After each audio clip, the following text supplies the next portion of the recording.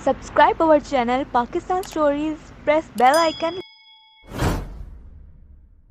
like and share our videos. कि PDM की तो आप देखें कि पीडीएम के जलसों की वजह से वफाकी हुकूमत बौखलाहट का शिकार है। पहले जलसे के बाद हमारे मोहतरम वज़ीर आज़म साहब ने हाथ मुंह पर फेरना शुरू कर दिए थे, धमकियां देना शुरू कर दी थी। बाद में आपने देखा कि जो कहते थे कि हम कंटेनर भी देंगे, खाना भी देंगे, उन्होंने कंटेनर लगाकर जलसा गांव को बंद करना शुरू कर दिया।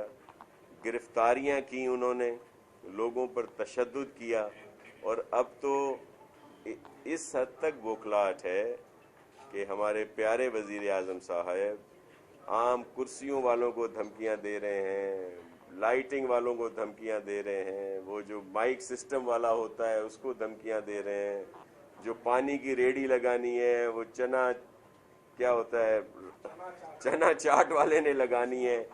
इस हद तक जो आए हैं तो इसका मतलब है कि ये इनके दिन जो हैं गिने जा चुके हैं और ये बुरी तरह से परेशान है।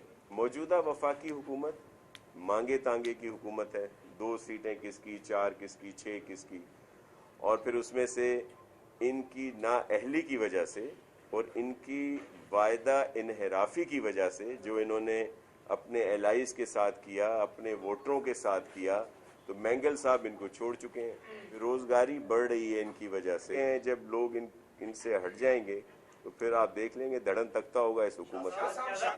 हमारे चेयरमैन बिलावल भुट्टो जरदारी साहब भी कर चुके हैं कि पॉलिटिकली जदोजहद में और इस नाअहल हुकूमत को घर भेजने में इस्तीफे या सिंध गवर्नमेंट कोई माने नहीं रखती।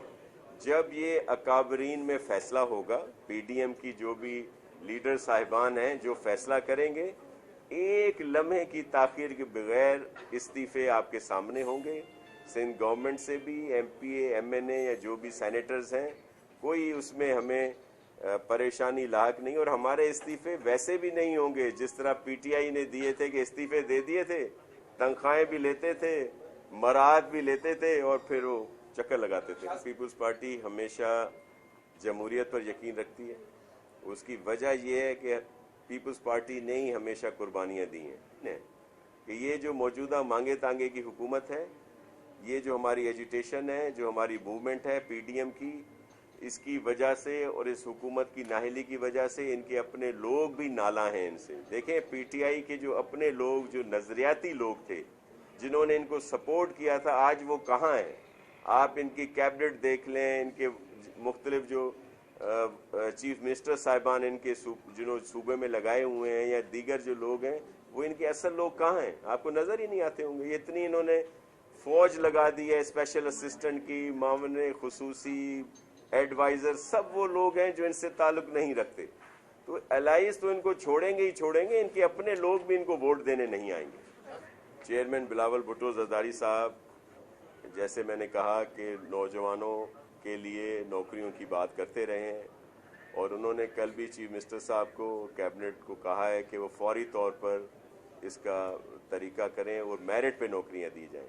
आपके इल्म में है कि ये कैबिनेट मंजूर ऑलरेडी कर चुकी है कि 1 to 4 जो है वो लोकल जहां भी जगहें होंगी वहां पे दी जाएंगी, उनमें भी मेरिट और ट्रांसपेरेंसी को रखा जाएगा। और फिर 5 to 15 जो है वो मुख्तलिफ इदारे जिनकी एक रेपुटेशन है, आईबीए है, कुछ और इदारे हैं, वो वहाँ पे उनके टेस्ट होंगे। और 15 से अबव जो हैं वो पब्लिक सर्विस कमीशन के पास जगहें जाएंगी। तो ये पूरा एक सिस्टम पे काम हो चुका है और बहुत जल्द ये एडवर्टाइजमेंट आएगी। और कुछ डिपार्टमेंट ने तो ऑलरेडी एडवर्टाइजमेंट दी हैं जिनके प्रोसेस जो है वो चल रहा है। तो अनकरीब बहुत बड़ी तादाद में लोगों को नौकरियां मिलेंगी यहाँ पे मेरिट के लिहाज से।